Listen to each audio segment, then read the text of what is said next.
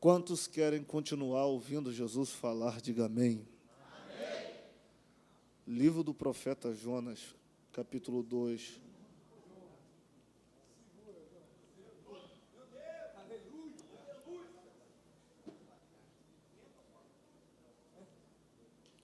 Livro do profeta Jonas, capítulo 2. Meu tecladista, vamos lá?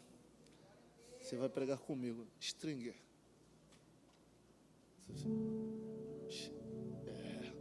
Cadê Misael? Obrigado, tá, Misael? Serviu comigo em 2012. 2012, Misael. Na época era chamado no quartel de pastorzinho. Né? Não era assim? Eu era evangelista. Eu era chamado de pastorzinho porque na hora do serviço, de madrugada não precisava ficar no banco, né? Aquela galera, só ficava 2. E eu sempre falava que eu queria ficar no banco para ficar lendo a Bíblia na madrugada. E daí pegou o pastorzinho, conheci o Misael, cabo Misael na época, me fazia sofrer demais. E eu falei, um dia você vai precisar de mim. Tá aí me ligando para vir, né? Podia ser ruim com ele também, né? Mas eu faço diferente. Tô brincando, Misael. Jonas, capítulo de número 2. Matheus Oliveira, obrigado, mano. Te amo. Quantos encontraram, digam amém. Escrito está. E orou Jonas ao Senhor, seu Deus, das entranhas do peixe, e disse: na minha angústia clamei ao Senhor, e Ele me respondeu do ventre do inferno. Gritei, e tu ouviste a minha voz. Porque tu me lançaste no profundo, no coração dos mares, e a água me cercou, e a corrente me cercou. Todas as tuas ondas e as tuas vagas têm passado por cima de mim. Eu disse, lançado estou de diante dos teus olhos. Todavia, tornarei a ver o teu santo templo. As águas me cercaram até a alma, o abismo me rodeou, e as algas se enrolaram na minha cabeça. Eu desci até os fundamentos dos montes, os ferrolhos da terra correram-se sobre mim para sempre. Mas tu livraste a minha vida da perdição, ó Senhor meu Deus. Quando desfaleceu em mim a minha alma, eu me lembrei do Senhor, e entrou a ti a minha oração no meu santo templo. Os que observam as vaidades vãs deixam a sua própria misericórdia, mas eu te oferecerei sacrifícios com a voz do agradecimento. Não é de agradecimento, é do agradecimento. O que votei, pagarei. Do Senhor vem a salvação. Falou, pois, Deus ao grande peixe, e este vomitou Jonas em terra seca. Poder se assentar. Qual é o seu nome? Qual é o seu nome? Arthur. Arthur? Arthur, é nesse clima. Parece que o Arthur trabalhou em filme, né? Porque ele é meio dramático. Dá vontade de chorar só de ouvi-lo. Nesse ritmo, pelo menos nos primeiros 20 segundos, que a gente vai viajar só um pouquinho na história, e esse é o clima. E daqui a pouco eu tenho certeza que vai engrossar. Queridos, me olhe por 20 minutos. Eu não perguntei, eu tenho quanto tempo? Vou conseguir, mas eu tento. Vamos lá. Quantos estão comigo, digam amém. Tá, vamos lá. Na minha opinião, o livro de Jonas é um dos livros, se não o livro mais extraordinário de todo o Antigo Testamento. Apesar do livro de Jonas ser conhecido como um diminuto. Para quem não sabe o que é um diminuto, dentro da gramática portuguesa, um diminuto é um livro curto que fala muito em suas expressividades, ainda que não tenha tamanho para falar tanto assim. No primeiro século da igreja, o livro do Jonas foi um dos livros mais trabalhados e interpretados de toda a era, apesar de ser conhecido como um profeta maior pelo seu tempo e o seu período curto de ministério. O misticismo de um homem caber dentro do ventre do peixe e durar lá tanto tempo fez com que os estudiosos percorressem durante anos pesquisando o livro de Jonas e a veracidade da sua história. Ele foi levantado por Deus aproximadamente no ano 798 a.C., o período em que a nação de Israel estava sendo julgado pelo terceiro pior rei que passou entre Israel e Judá. O primeiro pior rei ficou conhecido e nomenclado como Manassés, filho de Ezequias. As barbaridades, as crueldades de Manassés fez com que Esdras, mais conhecido como Zorobabel, ao escrever o edito de 1ª e 2ª Crônicas, que era um livro só, que foi dividido em 2, ele disse que antes de Manassés não houve pior rei, e depois de Manassés também não houve pior rei. Porque Manassés, ele trouxe para dentro de Jerusalém a magia negra e a feitiçaria. E a feitiçaria que Manassés trouxe para dentro de Jerusalém foi com o sacrifício de recém-nascidos. Além de adorar uma entidade conhecida como Astarte, trazendo o homossexualismo e a prostituição para uma Jerusalém sagrada, ele também adorou uma entidade conhecida como Moloque. Mas só que essa entidade Moloque, ele teve por ordenança de Moloque, ou do sacerdote de Moloque, que todo primogênito tinha que ser sacrificado. Uma coisa, ainda que seja cruel, é sacrificar primogênitos recém-nascidos que não vai sentir a dor pensante da morte. Mas todo primogênito tinha que ser sacrificado, independente da idade. Sendo adulto ou crianças, tinham que entregar a Moloque. Isso trouxe um susto para a nação de Jerusalém, ao ponto dos judeus criarem pavor nesse período. E para Manassés ser exemplo da adoração a Moloque, ele pega seus próprios filhos, lança um fogo, acabando com a sua genealogia. No ano 681, quando ele tinha 6 anos de reinado solo, depois da morte de seu pai Ezequias, para calar a voz de Deus dentro de Jerusalém, ele proclama feriado em Jerusalém e ordena que pegue o ancião profeta messiânico Isaías, que estava com 84 anos de idade, pioneiro em Jerusalém, o mais respeitado, com todas as profecias cumpridas. Ele pega Jeremias e leva para o meio da praça pública e manda serrar ao meio, até que as vísceras e tripas de Isaías caiam ao chão e os profetas desapareçam de Jerusalém.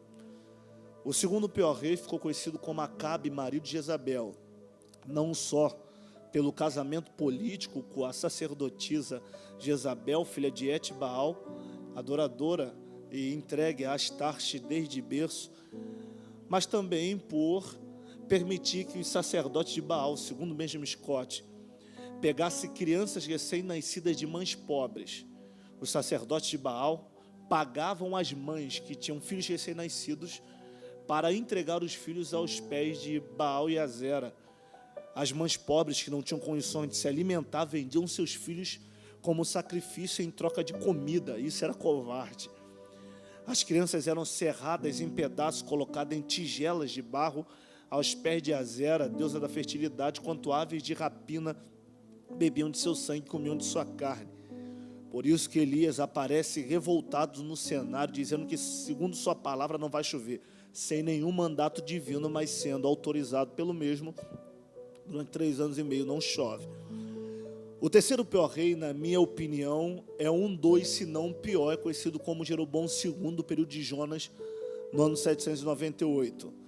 Jeroboão II, além de ser rebelde, ele vive uma dubiedade espiritual, adorando não só a Baal e a Azera, levando toda Israel a um homossexualismo, um culto de prostituição e libertinagem macabro, adorando também a Baal e a bezerros. Jeroboão II, quando chegava o dia dos cultos da Páscoa, Pentecoste e Tabernáculo, eles colocavam roupas, dizendo que era roupa sagrada, e ia para o templo adorar a Deus, fingindo que nada estava acontecendo. Eu vou repetir isso porque isso me enoja. No dia de Baal, adorava Baal, se prostituía, oferecia cultos a bezerro, como no meio do deserto o povo de Israel fez, se prostituindo e se declinando ao mal, levando Israel à queda da imoralidade. Mas quando chegava no dia da festa da Páscoa, Pentecoste e Tabernáculo, colocavam umas roupas brancas e ia para o templo, fingindo que nada estava acontecendo. Esse período ficou conhecido como período de sofisma. Para quem não sabe o que é sofisma, essa palavra sofisma é uma palavra grega que significa aparência de verdade com um fundo mentiroso. Aparência verdadeira com a vida mentirosa. Era o período que os cultos eram verdadeiros, as festas eram verdadeiros, os ornamentos eram verdadeiros, os sacrifícios eram verdadeiros, mas a vida pós-culto era mentirosa e não era compatível com o culto que eles entregavam do lado de dentro. Era um período que ser sacerdote e ser levita não era ser sacerdote e levita por um edito divino entregue a Moisés no Monte do Sinai, em gratidão ao Deus pelo chamado que tinha, mas eles eram sacerdotes e levitas porque se tornou profissão. Não era mais por amor ao divino, mas era por fins lucrativos o quanto sacrifícios trazia de retorno. E quando a essência sai e o dinheiro entra no lugar, a ira de Deus se acende. Não foi à toa que em 17 anos de deportação babilônica, 605, 597, 586, Jeremias vê mais de 58 mil mortos em 17 anos pela espada de Babilônia, ao ponto de escrever o Lamentação da Dor, que é o capítulo 3 inteiro, dizendo: o Senhor envelheceu a nossa pele, esqueci-me do bem, o Senhor me colocou como alvo da sua aljava e atirou-me em mim o seu dardo inflamado. Lamentações 5:7. Se foram nossos pais quem pecaram, por que somos nós que estamos sofrendo pelas transgressões de nossos pais? Aí Deus diz: quer saber por que vocês estão sofrendo? Jeremias 2:13. Porque o meu povo fez duas maldades a mim. Primeira maldade: a mim me deixaram manancial de águas vivas. Segunda maldade: cavaram para si cisternas rotas que não retêm água. Sabendo que o termo rotas vem do hebraico rachado, e essa é a razão da ira de Deus. Qual é a razão da ira de Deus, pastor? Que o povo tem a aparência de cisterna, lembrando que cisterna só é cisterna se tem água, porque cisterna vazia é buraco. O povo tem a aparência de cisterna, de quem tem para dar de beber, mas quando alguém vai beber do que sai dele, vê que está vazando porque está vazio. E Deus está dizendo: o que adianta ter a aparência de quem tem água, se quando alguém chega para beber do que sai de você, vê que está vazio porque está rachado? Não adianta ter a aparência de que tem e não ter a metade do que aparente. O que adianta viver uma estética de quem tem água, se quando alguém chega para beber, vê que está nu e está vazio? Não adianta ter a aparência de que é e nunca foi a metade do que aparentou. Por quê, pastor? Porque para Deus, gente, pior do que pecar é viver fingindo que não está pecando. Cá para nós, Deus preferiria agora ver o viciado entrando pelo aquele portão de blindex ali, sem camisa, boné para trás, irreverente, bêbado, drogado, ajoelhando aqui no chão, dizendo: Senhor, eu errei, me perdoa, eu quero acertar, do que ver a gente de terno, gravata, saia longa, roupa grande, e Deus dizer: para que isso tudo se não vale a metade do que aparenta? A gente está vivendo uma Jerusalém que está vivendo uma aparência de verdade e uma vida mentirosa, vive mais de estética do que de essência. E Deus está dizendo: é por isso que eu vou quebrar vocês. E Deus decide levantar nesse período de estética verdadeira com vida mentirosa, o pior império que já existiu na face da terra, para os castigar dolorosamente e cruelmente, conhecido como Império da Síria. Pastor, por que o Império da Síria é o pior império? Eu te explico. Estou começando, meu tempo já está acabando. Eu vou dar só um tiro só.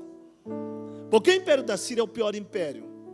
Por causa da crueldade, do satanismo, do canibalismo e dos métodos de sacrifícios horrendos que eles tinham. Como assim, pastor? Pasme vocês. Era costume dos assírios, Misael, quando invadisse uma cidade, prender todos os soldados inimigos em praça pública, mandar chamar a família do soldado, incluindo mulher e filhos, e na frente dos soldados eles abusavam sexualmente da esposa do soldado. O batalhão assírio fazendo sexo com ela no meio em praça pública, enquanto o marido via aquilo estando amordaçado sem poder fazer nada. E depois que o batalhão abusava sexualmente da mulher, eles pegavam o corpo dela e mutilavam, esquartejavam na frente do marido, arrancando perna por perna, braço por braço, arrancando membros dela, fazendo separação de corpos. E depois que abusavam sexualmente, esquartejavam o corpo da mulher, mutilavam o corpo do soldado, arrancando dedo por dedo das mãos, dedo por dedo dos pés, arrancando orelha, língua, arrancando órgãos genitais e colocando na boca e costurando para que o mesmo morra asfixiado com o próprio sangue. E depois que o soldado via a mulher ser abusada, esquartejada, e o mesmo soldado era abusado, esquartejado também, eles pegavam os filhos e vazavam os olhos. Por que eles furavam o globo ocular dos filhos? Para que quando os filhos crescessem, não se revoltasse contra o império da Síria.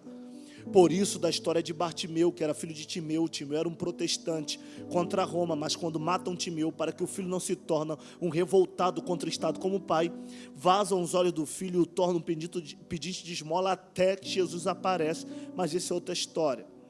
Depois que os olhos dos filhos eram vazados, eles pegavam anzóis, como de pescador, e atravessavam os lábios da criança, amarrando o anzol que estava atravessado dos lábios em corda e prendendo na perna de cavalos e dizendo para os jovens: se você parar de andar, o cavalo não para, e se você cair, a sua face vai ser arrancada.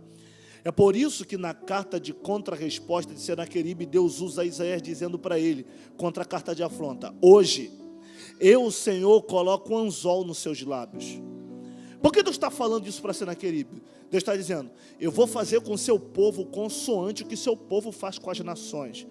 Pastor, a crueldade dos assírios acaba por aí? Claro que não, só começa. Lembra de Naum capítulo 3? Aonde está o covil de leões que pegam a caça, levam para os leãozinhos, dilaceram a presa e levam para as leoas? Por que eles levam a caça para os leãozinhos? Porque era costume dos assírios arrancar peles humanas depois das guerras, colocar dentro de saco de linho e costurar nas paredes. Você acha que os templos dos assírios, suas casas, era toda bem ornamentada, caríssimas, como essas ornamentações? Claro que não. Eram peles humanas que ornamentavam a cidade dos assírios. Quando eles levavam escravos vivos, eles faziam o famoso empalamento. Faziam o quê? Empalar? Vamos lá, empalar? Se você tiver sangue frio, você pesquisa o que é empalamento em casa. Pegar uma lança crua e sem ponta, enfiar da cavidade anal do homem até sair na boca, pendurar o corpo como um espeto humano do lado de fora. Por isso que não diz, Azabe vai cair, a cidade rainha em terror de todos os lados vai cair, porque um açude está vazando. Eles eram tão cruéis, que nos jogos dos assírios eles pegavam facas e estiletes, cortavam peles humanas, deixando o corpo em carne viva, e ateando azeite e fogo, enquanto o mesmo soldado, vendo seu corpo pegando fogo, sua carne e sangue evaporando até a morte, enquanto eles bebiam seu vinho da embriaguez. E Naum diz, ainda que vocês sejam sarças e bêbados, Deus os castigará. A gente está falando do pior império que já existiu no quesito crueldade. Abusavam de mulheres, esquartejavam corpos humanos, faziam pirâmide de crânios, comiam carne humana crua, bebia sangue humano. Enquanto nos jogos eles brincavam com corpos humanos, a gente está falando de um império que não merece viver e não merece oportunidade. Pastor José Carlos, se eu fosse Deus, ainda bem que eu não sou em misericórdia pelo que eu estou falando. Se eu fosse Deus, eu fazia meus líderes com os ninivitas, os assírios, como Deus fez nos dias de Noé. Em Gênesis 6, diz que saiu água do abismo. Que abismo é esse? É porque cientificamente comprovado, a 19 quilômetros abaixo de nossos pés, existem águas puras conhecidas como lençóis freáticos. Os lençóis freáticos são águas frescas que regam a terra para que a terra produza vida e não morra seca. Deus faz com que os lençóis freáticos criem vida como água viva, estourando de baixo para cima, fazendo vulcões d'água para encher a terra junto com a janela do céu que se abre, que são nuvens pesadas com grandes fortes chuvas. Esses lençóis freáticos fazem vulcões d'água no meio da terra, estourando e fazendo a terra encher. Se eu fosse Deus, eu fazia um vulcão d'água estourar no meio da Síria para acabar com eles de uma vez por todas, pois são satanistas. Mas ainda bem que eu não sou Deus. Se eu fosse Deus, eu destruía como Deus destruiu Sodomita. E olha, que Sodoma e Gomorra era menos pior do que os assírios, porque o problema de Sodoma e Gomorra é o problema do homossexualismo. Por isso que John Bright diz que todo homem viajante que fosse entrar em Sodoma tinha que ser penetrado pelo ânus, porque homem só entrava se tivesse atitude homossexual. Por isso que quando os anjos estão na casa de Jó, eles quase destroem a casa de Ló, eles quase destroem a casa de Ló, querendo entrar para abusar dos anjos pela pureza, e eles não foram penetrados. E Ló diz: tenha minhas filhas, levem elas são virgens. Ele diz: não, homem aqui tem que ser penetrado, queremos ele. E olha que os assírios eram bem piores, porque além de ter atos homossexuais e uma vida de prostituição, bebem sangue humano, comem carne crua, faz pirâmide de crânio, faz empalamento, destrói corpo humano, cega olhos de crianças, coloca anzol nos lábios. Eles são cruéis e brutais. Por menos Deus fez fogo, enxofre e cair em Sodoma e Gomorra, mas Deus não destrói a Síria. E agora espanta Loá vocês e nos causa espanto aqui no altar.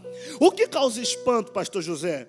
Essa cidade cruel, sanguinário, canibalista, que não merece viver. Do nada Deus se levanta e grita: eu quero salvar. Não foi.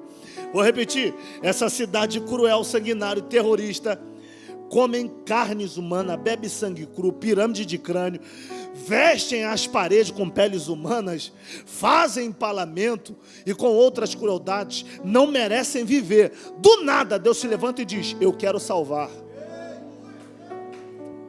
E o pior começa agora, meu líder.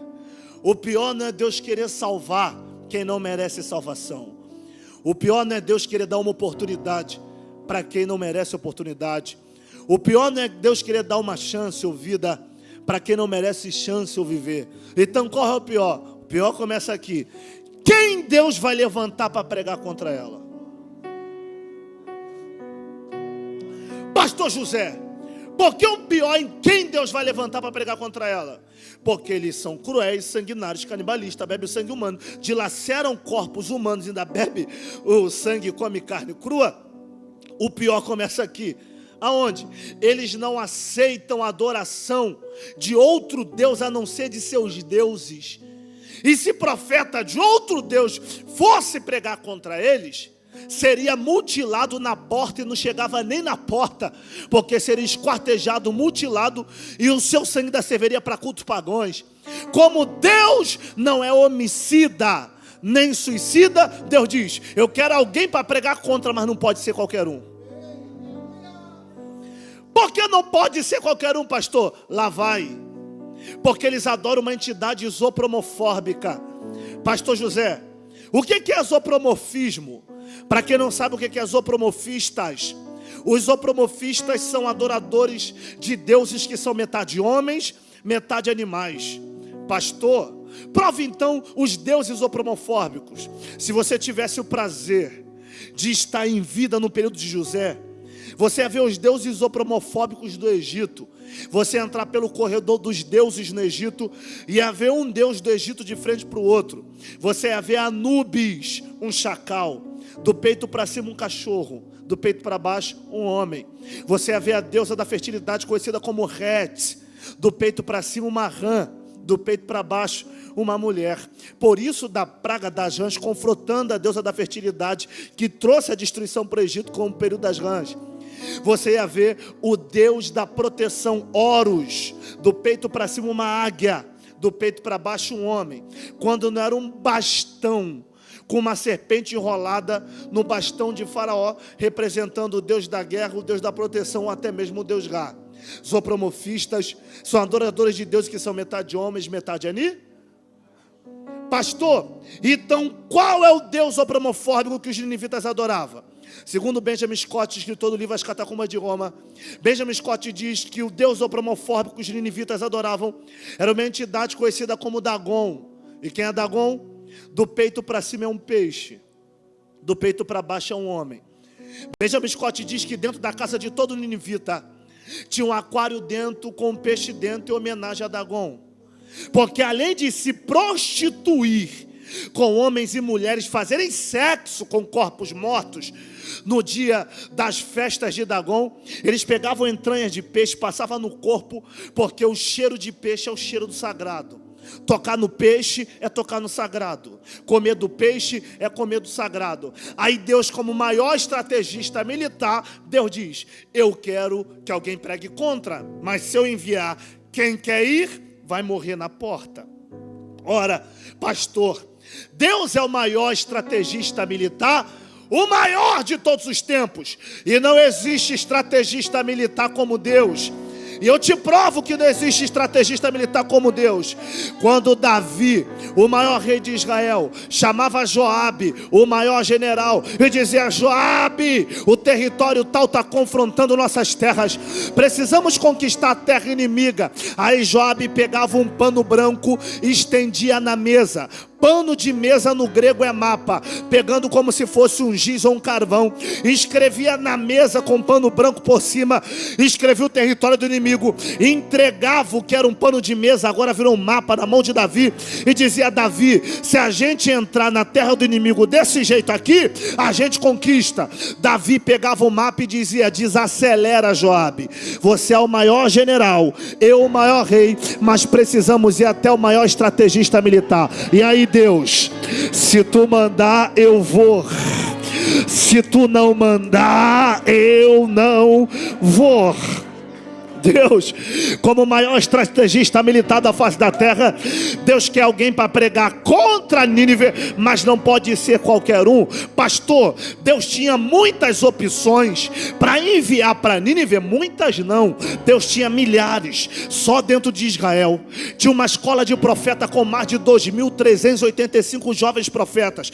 E eu estou falando de 2.385 jovens pregadores, com sangue nos olhos. Quem não queria a mensagem que ninguém tinha, ele entraria na cidade que ninguém nunca entrou, e com uma pregação ia ganhar 600 mil ninivitas, ia ser o pregador dos jornais, o pregador que com uma pregação entrou dentro da Rússia, salvou todo mundo e acabou com a guerra contra a Ucrânia, ia tirar onda, ia ser o pregador dos jornais, o pregador da hora, o pregador que com uma mensagem entrou dentro do terror da Síria, e com uma pregação ganhou todo mundo, ia ser o maior pregador de todos os tempos. Mas Deus olha para a escola de profeta com mais de 2.385 jovens pregadores e diz: eu não quero ninguém daí de dentro, fora os oficiais. Deus tinha os oficiais? Claro que tinha. Se Deus mandou Obadias, ele vai na hora, mas morre na porta. Se Deus manda Miqueias, ele vai na hora, mas morre na porta. Se Deus manda Naum, ele vai na hora, mas morre na porta. Se Deus manda Sofonias, ele vai na hora, mas morre na porta. Se Deus manda Miqueias, ele vai na hora, mas morre na porta. Se Deus manda Oséias, Oséias vai na hora, mas morre na porta. Pastor, prova que Oséias vai na hora se Deus mandar? Claro que provo. Se Deus mandou Oséias casar com uma meretriz, coisa que é maldição para um judeu, o que é pregar para quem não quer ouvir? Nada. Mas se Deus mandou Oséias, ele morre na porta. Se Deus manda Amós, Amós vai na hora, mas morre na porta. E olha que Amós é do período de Jona. Mas por que Deus não manda Amós? Amós iria na hora, pastor? Claro que iria. Me prova. Capítulo 7, verso 14 do seu livro, ele diz: eu não era profeta, nem filho de profeta. Eu era boieiro, mão inchada, calejada, pé rachado, perna russa, roupa russa da roça. Mas Deus manda, eu vou. Se apontei na cara de Jeroboão, Amazias me mandou sair de Israel. O que é pregar para quem não quer ouvir? Nada. Deus tem Obadias, Miqueias, Oséias, Naum, Amós, Sofonia, mas todos que ele mandar ir, morre na porta. Pastor, se Deus tem um montão que quer ir, por que Deus não manda? Porque para a missão que é pregar contra Nínive, Deus não precisa de quem quer ir, Deus necessita de quem vai fugir. Eu vou falar, alguém vai pegar. Para a missão que é pregar contra Nínive, Deus não precisa de quem quer ir, Deus necessita de quem vai fugir. Pastor, por que Deus necessita de quem vai fugir? Porque para a missão que é pregar contra Nínive, o projeto não está na ida, o projeto está na fuga. Pastor, o propósito não está na ida? Não. Está na fuga? matar. E eu te provo, e eu acho que alguém vai pegar isso aqui de pé. Prova, pastor, que o propósito da salvação não está na ida, está na fuga. Provo, já diz Norman Russell Champlin na filosofia. O que é que ele diz? A maior certeza que eu tenho de uma chamada é quando eu tento fugir dela.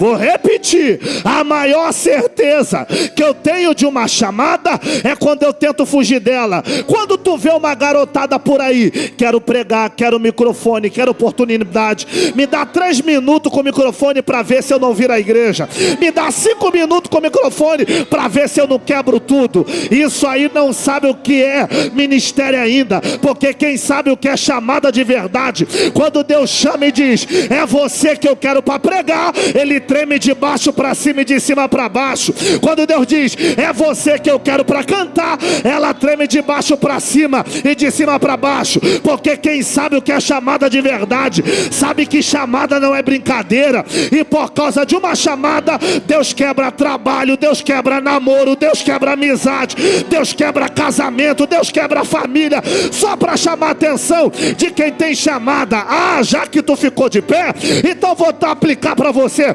Aí vem alguém olhando para mim e dizendo, pastor, por que Deus me quis se eu erro tanto? Por que Deus me chamou se eu falho tanto? Por que Deus me escolheu se eu erro toda hora? Até parece que no dia que você caiu ou errou, Deus olhou lá de cima e você olhou para Deus e disse, olha Deus me vendo errar. Nossa, tadinho, olha o que ele fez. Claro que não, meu filho. Jesus já tinha morrido pelos pecados que você nem tinha nascido para poder cometer. Ele já sabia. Ô pastor, e se ele já sabia que eu ia viver na mancada, na vacilação? Então por que ele me escolheu? Sabe por que ele te quis? Porque para Deus, quanto pior, melhor. Quanto pior, melhor. Pastor, porque para Deus, quanto pior, melhor. Porque quando tu vem para cá, engravatada do roupão, cheio de bronca, cruza a perna e se acha santidade, fala mal dos outros como se nunca tivesse errado, a glória é tua, pode ficar com ela. Mas quando você chega aqui que nem Paulo, o bem que eu quero fazer eu não faço, o mal que eu não quero fazer esse faço, miserável homem que eu sou, eu não valho nada, porque eu sou uma pulga no deserto. Aí Deus diz, então a glória é minha, o meu poder se aperfeiçoa na sua fraqueza. Ah, levante as mãos para cima, que eu vou profetizar. Eu não vim pregar para super-homens, eu não vim pregar para super-mulheres. Hoje eu vim pregar para pó, que entrou aqui gritando, me sustenta para não cair, me segura para não errar. O manto da misericórdia te abraça aqui hoje e diz, eu vou atrás de você, eu vou atrás.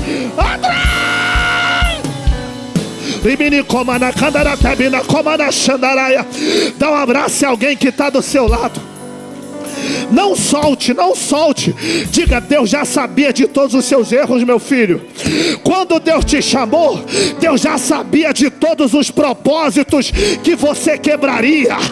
Quando Deus te chamou, Deus já sabia das várias vezes que tu prometeu que não ia errar e depois foi lá fazer de novo. Deus já sabia de tudo isso, e por isso que ele disse, eu te quero. Por quê? Porque enquanto muita gente fala, é fracassado, vai errar, vai vacilar, aí Deus diz, eu vou pegar quem não é e vou fazer ser. Eu vou fazer ser para a glória do meu nome. Só quem ele chamou, abra a boca e adora. Eu vou dar 30 segundos para você adorar. Só 30 quem tem glória. 29, tem quebrado mas tem dono. 28, o diabo querendo te matar mas tu tem dono. 27, eu vou saltar aqui, o inferno querendo te destruir mas você tem dono. Eu vou profetizar. 26, no lugar da vergonha, Deus vai te dar dupla honra. 25, 1000 cairão ao teu lado, 10.000 à tua direita, mas você não vai ser atingido. 24, toda ferramenta preparada contra ti não prosperará. 23, parar e ficar de pé e ver o livramento que hoje eu te dou. 22, a glória da última casa vai ser maior do que a primeira. Só quem Deus encontrou. Deixa eu ver, deixa eu ver, deixa eu ver, deixa eu ver, deixa eu ver. Seja cheio por Ele. Já.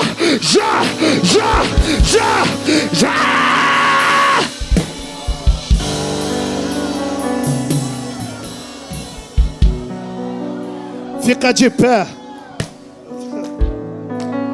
Falei que não ia dar. Ariconde remaia. Decamanto remai. Desceu uma graça aqui. Rimini comanda canara teve na comanda. Rimini comanda promana. Aumenta o nível, meu tecladista. Joga lá em cima. Hoje você é o tangedor, eu sou Eliseu. A profecia só sai se tiver música. Abra a boca, abra a boca, abra a boca, abra a boca, abra a boca, abra a boca, abra a boca. Quem quer poder pega, quem quer cura pega, quem quer línguas estranhas já pode falar. Sabe por que a gente se acusa?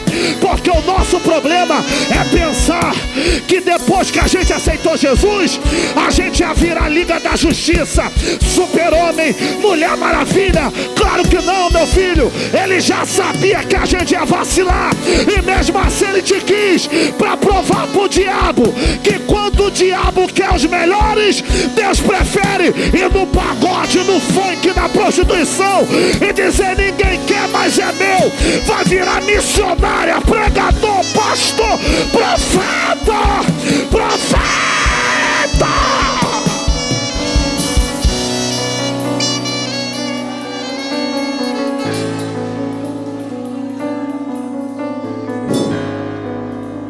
Uia. Era canto, rapaz.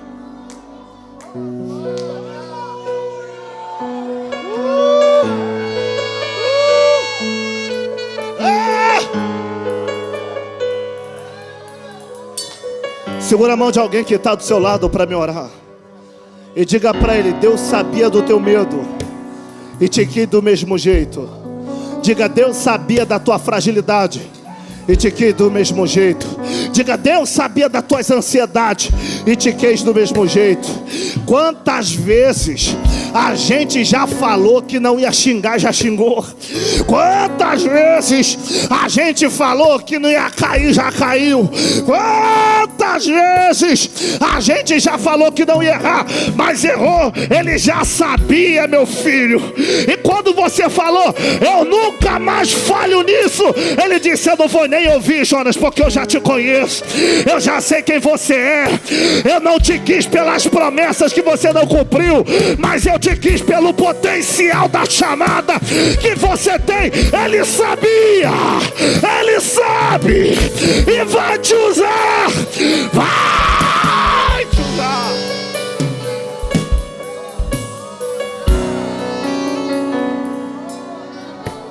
Quantas lágrimas aqui hoje. Maia. Tome comanda, uramacanta remaia. Só quem está cheio dele, só quem está cheio.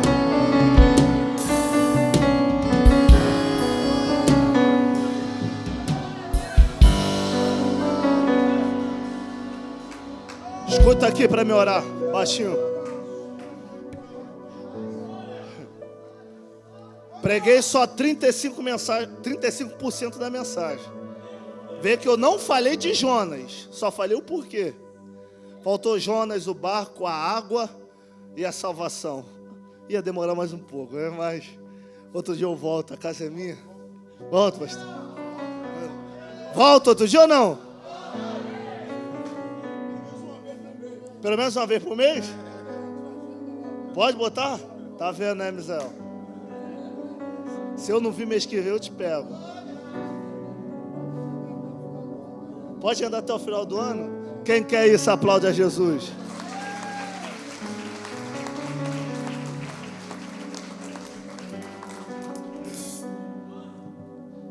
Pastor, por que Deus nos quer?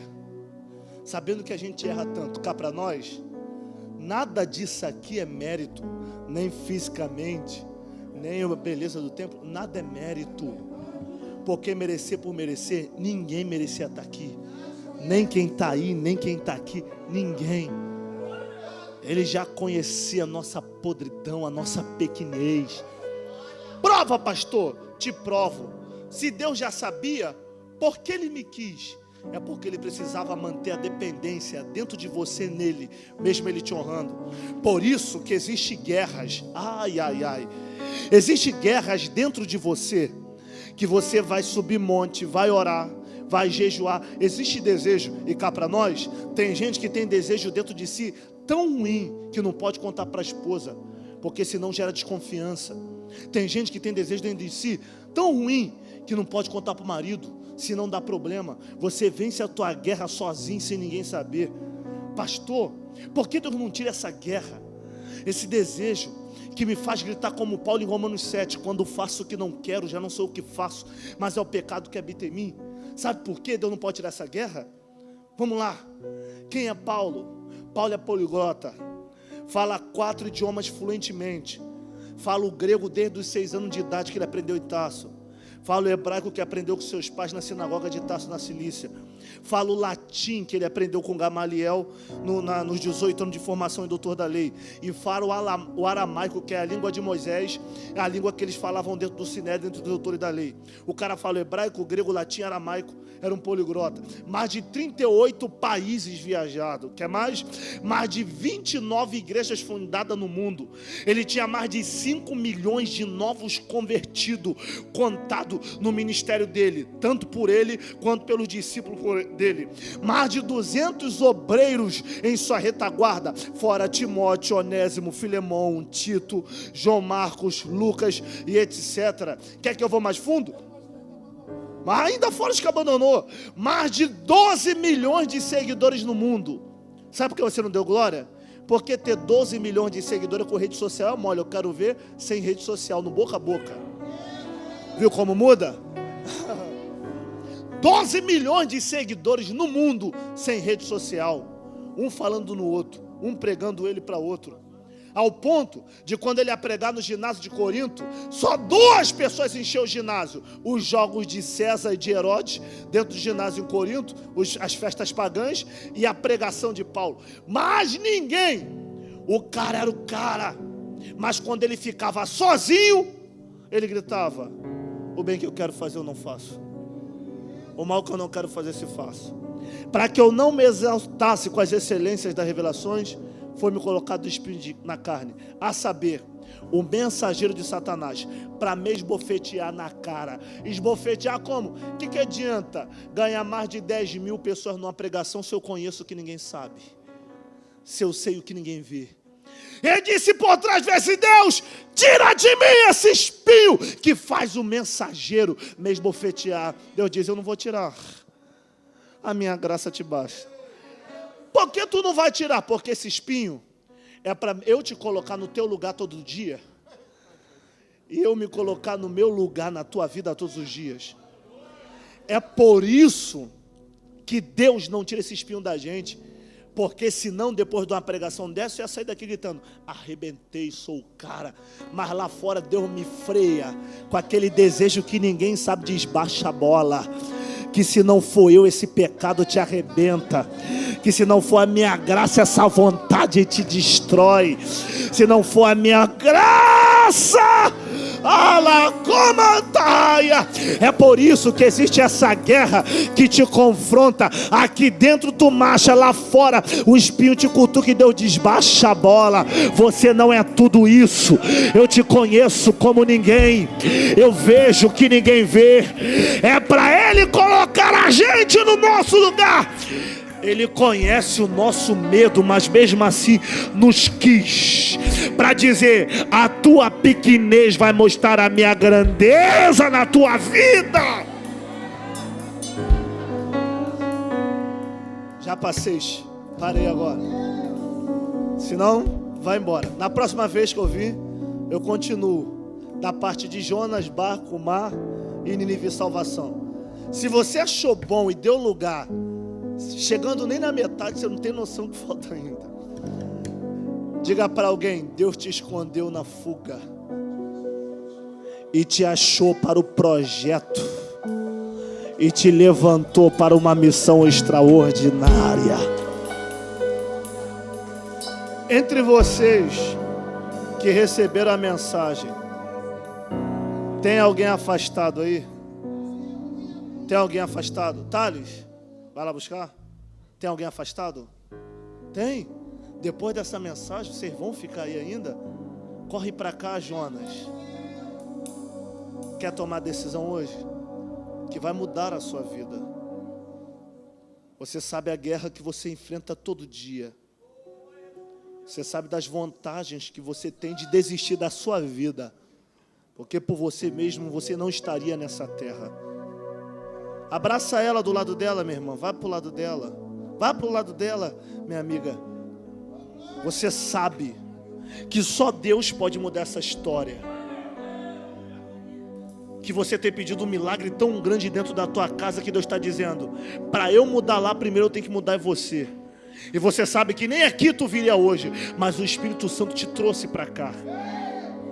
É uma decisão sua que vai mudar a tua família. E essa moça só não foi destruída pela garra do diabo, por amor que Deus tem à sua vida.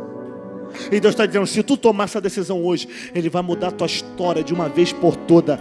E você e essa moça viverão para ver o que Deus é capaz de fazer até na vida daquele moço que ficou em casa.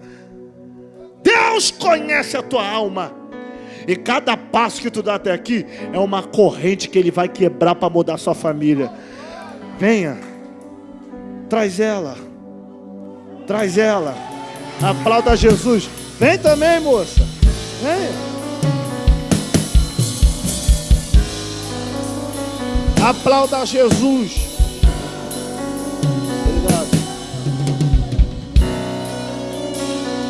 Vocês vão ver.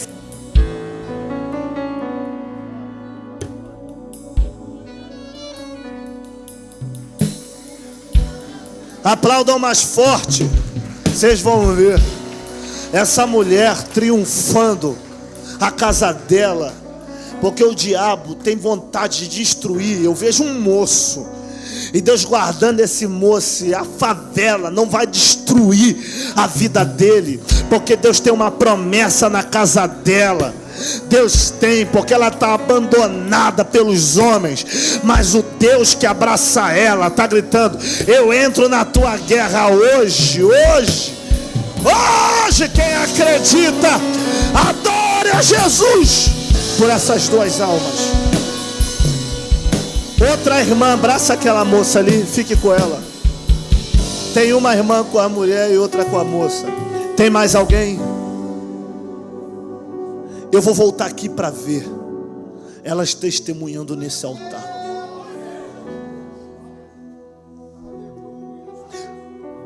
Elas estão saindo hoje de um funil que a vida as colocou e as deixou no beco da sem saída. Por essa mulher, ela já tinha morrido. Ela falou: só desgosto, a vontade é morrer. Mas Deus está dizendo: quem disse que vai terminar assim, Jonas? Eu te encontrei na fuga e te chamei para o projeto que eu tenho preparado. Abandonaram, mas Deus hoje está abraçando. Tem mais alguém? Mais alguém?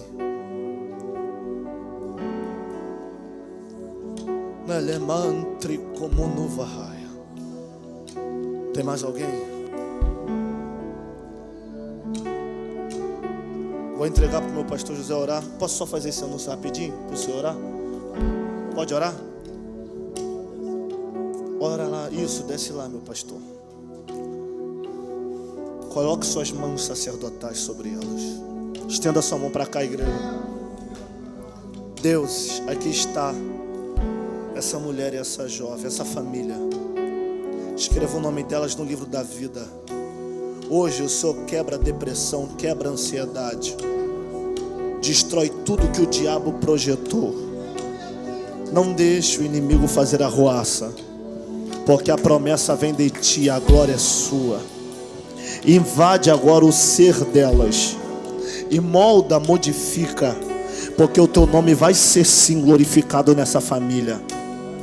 E ela vai trazer a casa dela inteira, e todos dirão só: o Senhor é Deus, porque o seu poder irá pairar a partir de hoje sobre essa família, e nunca mais a palavra vergonha será escrita na parede da casa dela, porque hoje o Senhor entra com a sua glória e renovará esta família para a glória do teu nome.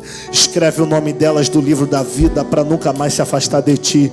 Sustenta elas em ti, que a partir de hoje a vida delas venha a ser um divisor de águas, em nome de Jesus. Aplauda Jesus.